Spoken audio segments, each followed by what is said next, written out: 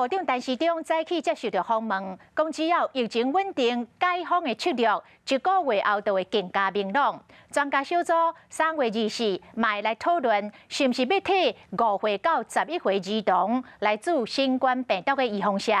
讲到时阵会先来开放到 BNT 甲莫德纳，互囡仔做。 抬头真轻松来到立法院，过68天，3月7日台湾本土零确诊。但是中嘛讲，1个月了后，解封的策略会愈来愈明确。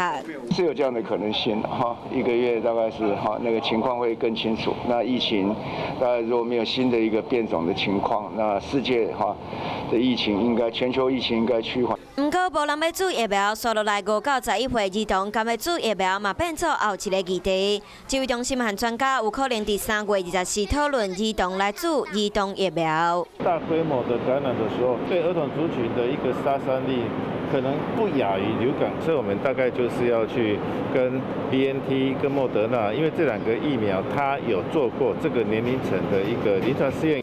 BNT 和莫德纳可能会变作未来儿童注疫苗的选项。不过，卫生认为台湾7月若完全解封，即马都应该开始替儿童来注疫苗。其实最主要还是说它的体积啦，哈。